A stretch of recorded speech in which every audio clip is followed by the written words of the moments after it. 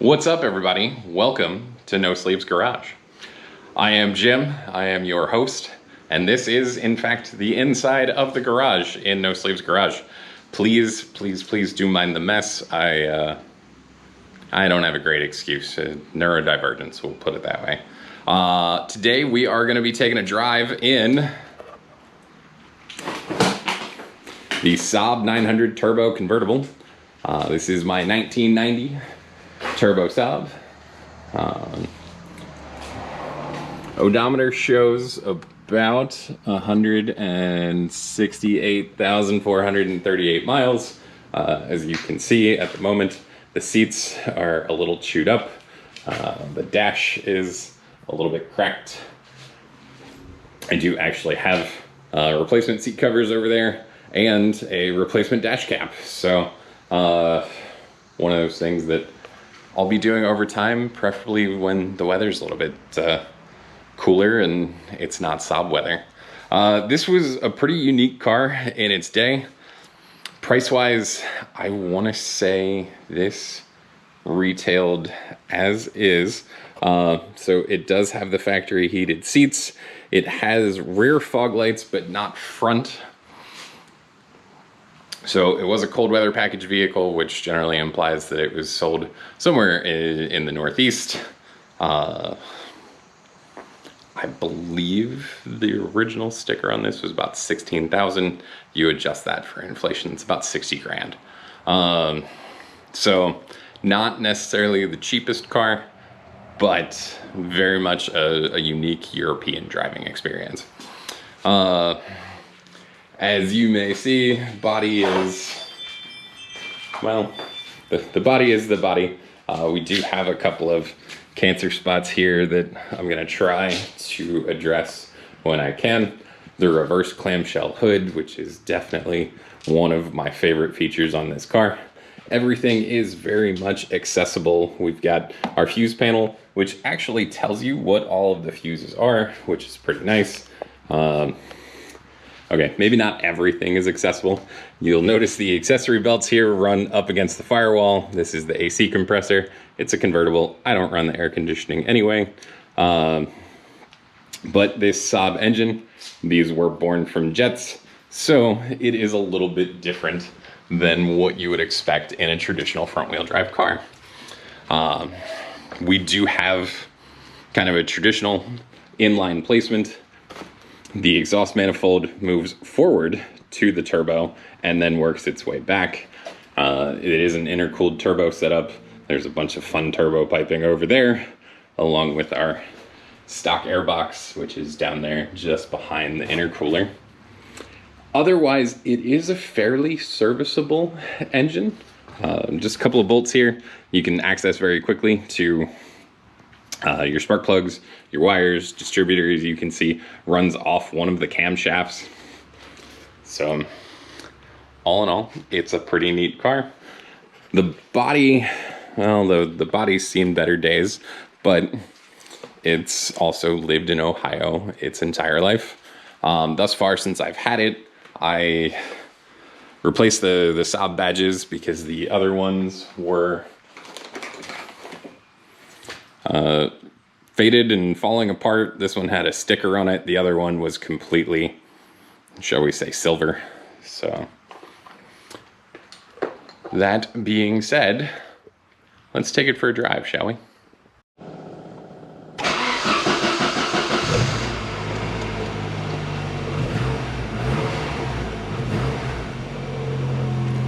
Four cylinders of fury, baby. 4 cylinders of fury.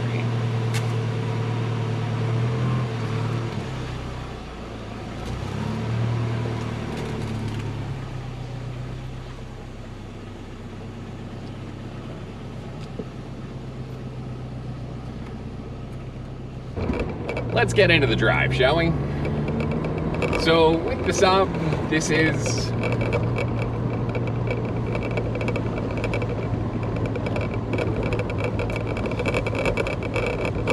so let's get into the drive, shall we? With the Saab, this is well, it's a 35-year-old car. I don't know how else to put it. So this is not going to be necessarily the smoothest ride that we're going to take. But for what I need the car to do, it is phenomenal. It is super quiet. Thus far, other than self-inflicted issues like pulling the dash out, trying to figure out what's going on with my intermittent odometer. And when I did that, I disconnected the temperature adjustment rod. So right now, the Saab does not have functioning heat.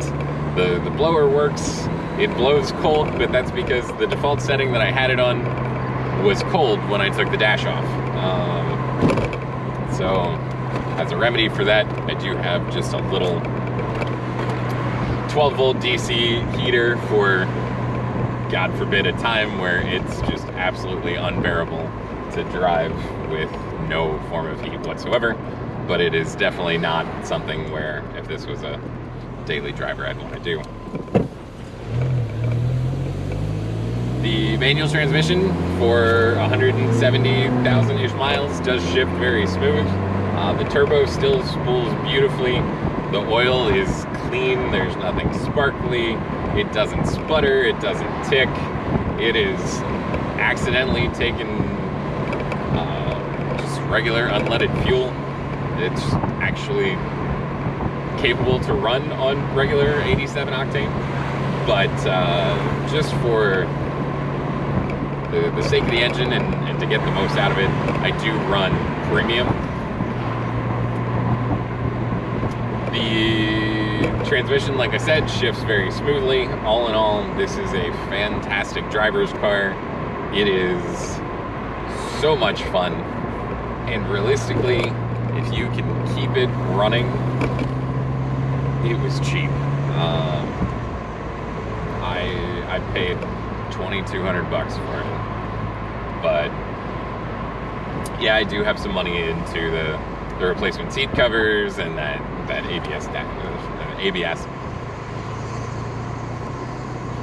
ABS plastic dash. There we go.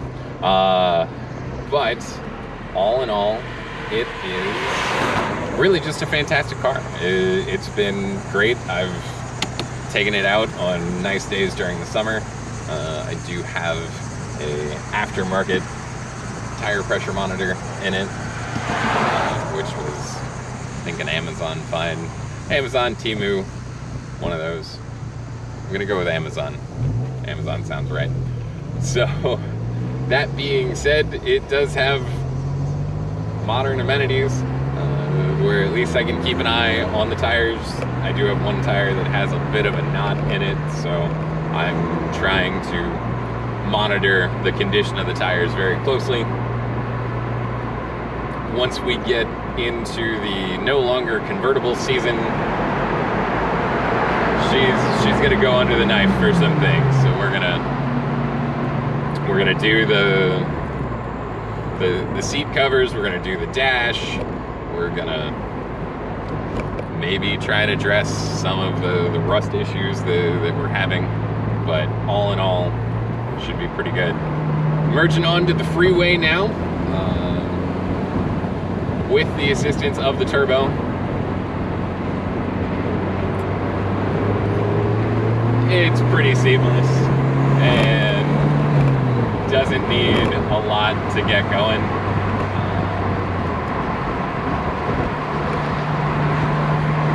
Otherwise, from a driver's perspective, as we've talked about, I'm pretty tall.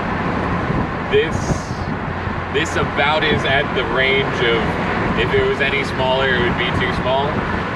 But it's just from this, not forward and back. I actually have the seat slid forward just a little bit. And the seat does have a little bit of wear, which works out better for someone like me, because it's, taking me down a little bit lower. But all in all, it's been a great car. Now you're just gonna get some bonus driving footage. I'm gonna try and make it look really intense.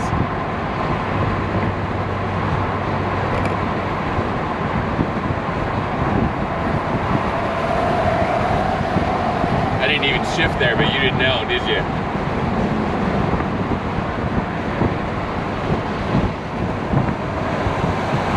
Alright.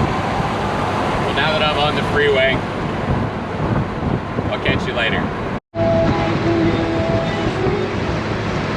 So, sit rep. I have a novelty tag that I just drop over license plates, just branding.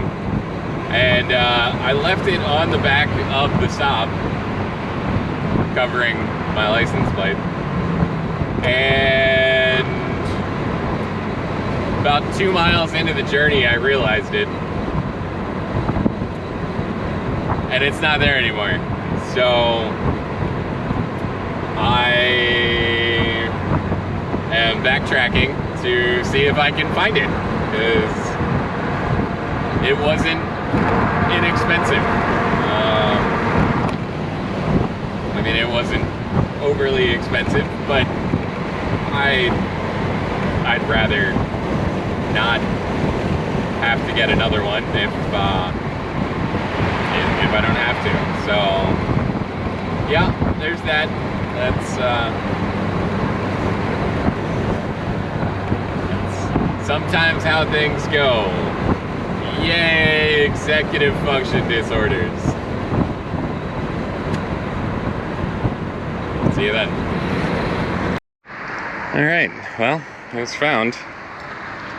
And a little worse for the wear, but nothing crazy. Yeah.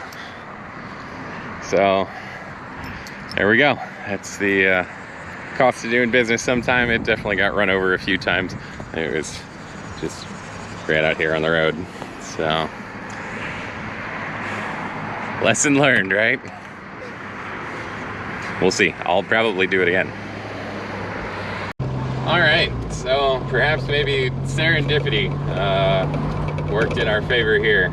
So I just got a text from my younger sister, who advised that she thinks she may have left her wallet either in Blanche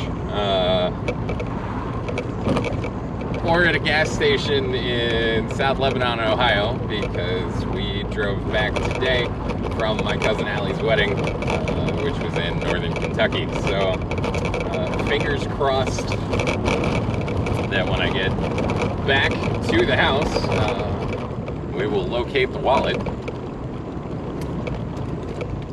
and we shall see. Sorry, some of the roads around here are still brick, and they are bumpy.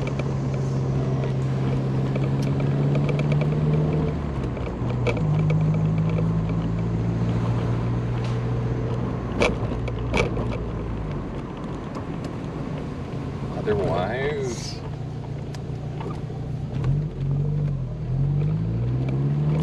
Saab and I are going to take a drive out to beautiful Buckeye Lake, Ohio today, and hopefully be a good time. So we will check in with you at the lake in a little bit. Alrighty, we are off of the freeway in an area that I feel like the Saab was kind of made for it. Now, it's a Swedish design car with a Swedish manufacturer, but it was built in Finland. But we've got a fun little twisty riverside kind of road here, and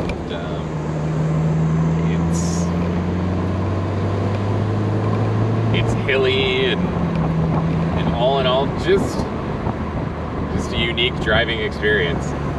What's great is the car's got enough power to be not a slouch, but it's not so powerful that you're scared of it or anything along those lines. I think boost maxes out somewhere around 8 PSI, so, you know, in 1990 that was 175 horsepower or something along those lines. So, you know, I never really timed it out. I believe would have been a 0 to 60 in 5.5, 6 second, maybe 6.5 second car. Quarter mile was probably high 15s, low 16s. So not setting land speed records or anything along those lines, but it's a fun driver-oriented car.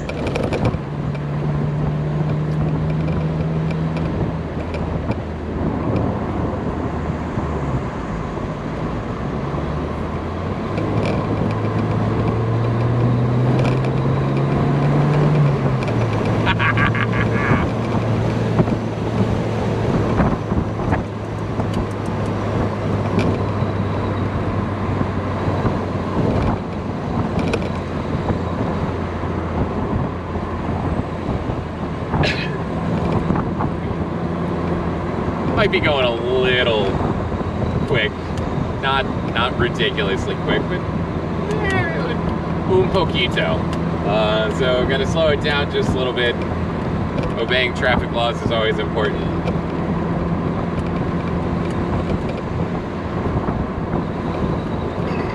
We are coming up on a new roundabout, and assuming the traffic's not crazy going through it, we'll see what we can take the roundabout at.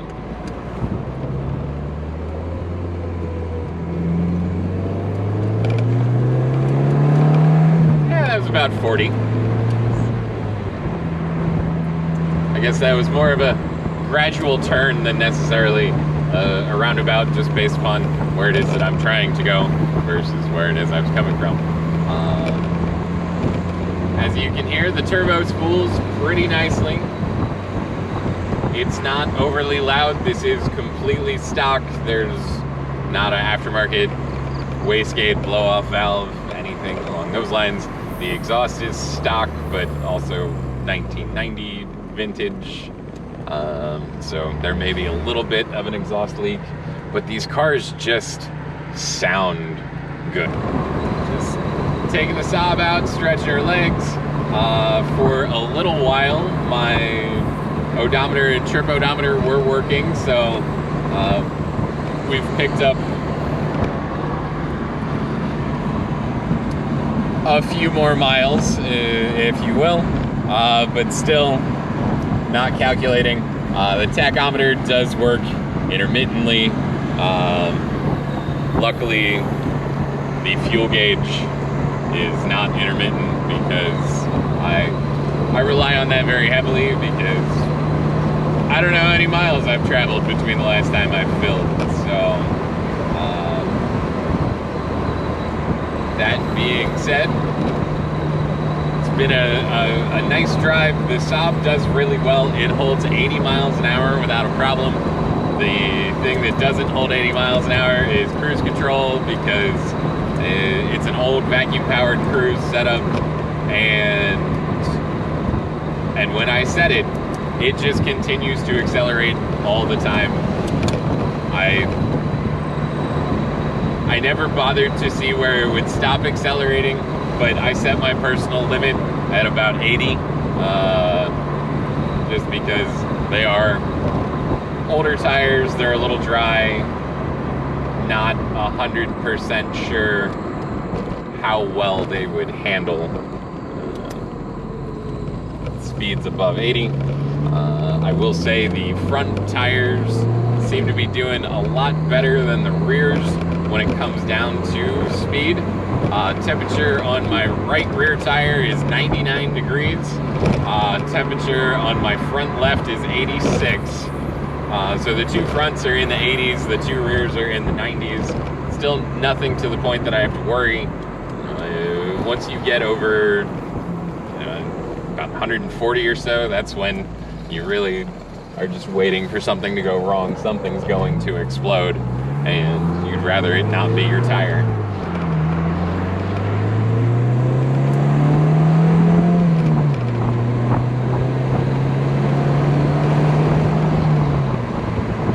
Figured a little gratuitous action shot for you. The car just drives. It drives very well. The turbo holds, boost.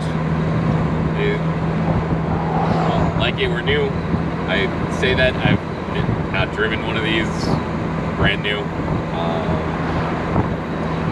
but it is holding and holding well. So that being said, I have no idea what that sound is. The parking brake, e-brake, whatever it is you want to call it, is non-operational. So when it parks, it gets parked in gear. When you shut off the key, which is mounted here in the console, it does actually lock into gear. Default on these generally is reverse, but it will not pop out of gear when the key is out of the ignition, which is pretty neat.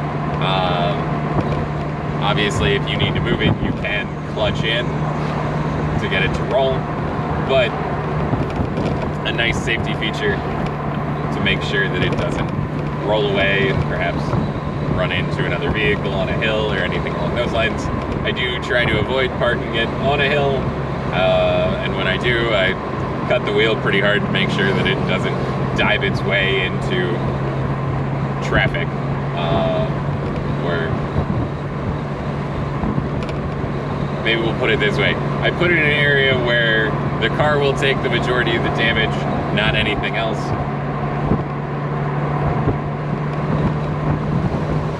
But otherwise, that is the road trip in the 1990 Saab 900 Turbo Convertible. I hope maybe you learned something. Hope maybe you were entertained. Please like, subscribe.